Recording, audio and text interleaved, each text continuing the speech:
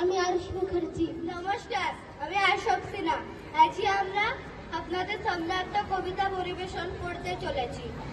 আমাদের ছোট নদী, কবিগুরু রবীন্দ্রনাথ ঠাকুরের লেখা। আমাদের ছোট নদী চলে বাঁকে বাঁকে, বৈশাখ মাসে তার হাঁটু জল থাকে।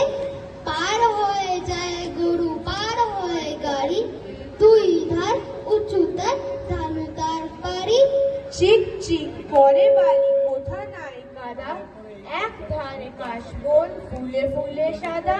কিচিমিচি করে শেখা শালিকের ঝাঁক, রাতে উঠে থেকে থেকে শেয়ালের হাঁক। আর পারে আমবন তাল বন চলে, গায়ের বামুন পাড়া তারি ছায়া তলে।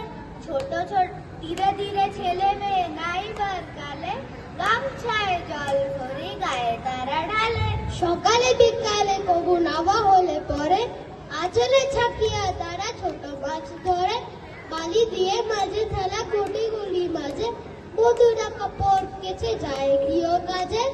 আষাঢ়ে বাদল নামে নদী ভরো ভরো, মাতিয়া ছুটিয়া চলে ধারা খরতর। মহাবেগে কলো কলো কোলাহল ওঠে, খোলা জলে পাখগুলি ঘুরে ঘুরে ছোটে। দুই কূলে বনে বনে পড়ে যায় সারা, বর্ষার উৎসবে জেগে ওঠে পাড়া। নমস্কার। Fantastic.